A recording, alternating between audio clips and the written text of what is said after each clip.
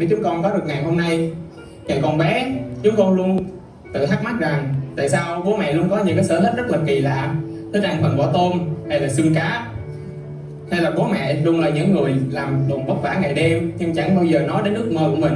Con đã từng nghĩ rằng bố mẹ là những người không có ước mơ, nhưng sau này con mới hiểu không phải là bố mẹ thích ăn xương cá hay vỏ tôm, là bố mẹ chỉ đơn giản là muốn dành những phần ngon nhất cho con.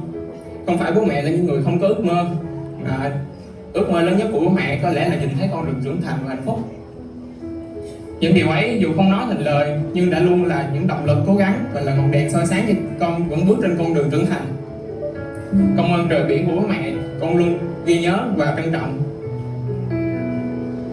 Ngày hôm nay được đến trước quý bậc phụ huynh, quý bố mẹ, con muốn nói một lời cảm ơn chân thành từ tận đáy lòng. Cảm ơn bố mẹ về tình yêu thương vô điều kiện, vì những hy sinh không lời và vì cả những niềm tin mà bố mẹ đặt ở nơi chúng con. Dù chặng đường phía trước chúng con biết rằng sẽ còn rất là nhiều khó khăn và thử thách, nhưng mà với niềm tin của bố mẹ và tình yêu thương của gia đình, con tin rằng chúng con có thể vững vàng đối mặt và vượt qua. Mong bố mẹ hãy luôn an lòng với chúng con.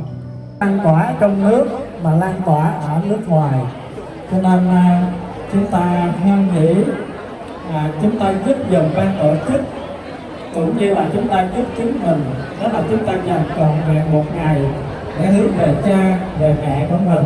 Và chúng ta tạo một cái không gian mà nó ấm áp, một không gian nó lắng động để cho trong cái buổi lễ được diễn ra trang nghiêm.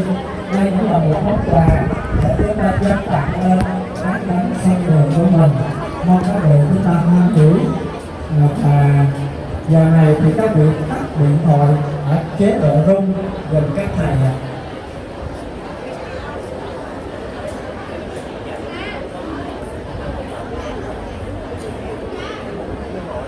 Hiện tại thì thầy Từ lên báo với thầy đó là có nhiều vị là giành lãnh thổ nhưng mà vẫn chưa có chủ nhân.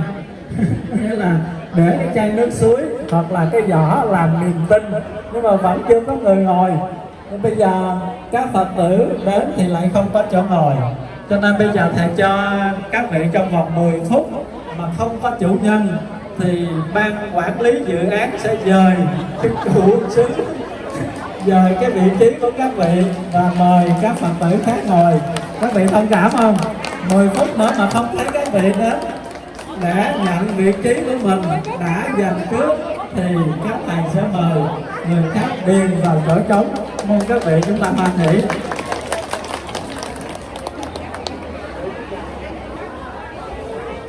Mình đi đường này luôn.